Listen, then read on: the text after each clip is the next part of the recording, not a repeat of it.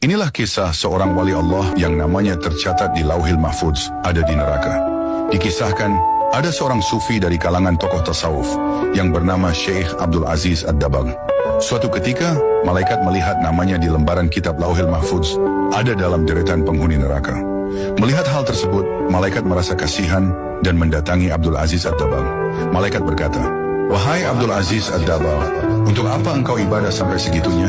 Sedangkan aku lihat namamu di lembaran Lauhil Mahfudz, engkau adalah penghuni neraka. Mau ibadah bagaimanapun, engkau tetap akan masuk neraka." Kemudian Abdul Aziz menjawab, "Wahai malaikat, surga dan neraka bukan urusanku. Aku diciptakan oleh Allah hanya untuk beribadah kepadanya.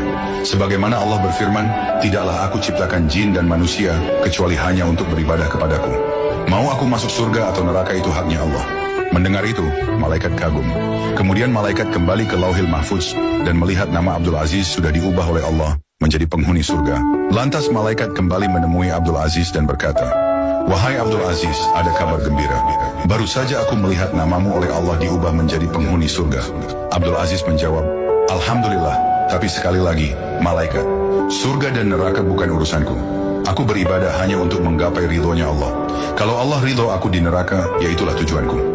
Malaikat pun takjub dengan keikhlasan Abdul Aziz dalam beribadah dan berkata, "Wahai Abdul Aziz, ikhlasmu inilah yang membuat Allah ridho dan mengubah namamu menjadi penghuni surga." Lantas Abdul Aziz bertanya kepada malaikat, "Bila ikhlasku tadi yang membuat Allah ridho kepadaku, lalu kira-kira dosa apa yang membuat Allah murka kepadaku sehingga aku menjadi penghuni neraka?"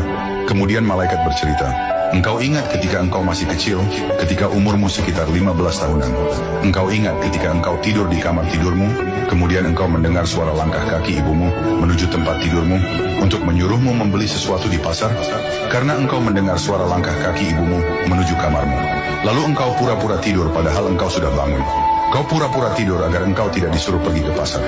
Ketika ibumu membuka pintu kamarmu dan melihatmu masih tidur, ibumu merasa kasihan dan tidak jadi menyuruhmu ke pasar. Sebab engkau bohongi ibumu, maka Allah murka dan menjadikan namamu sebagai penghuni neraka."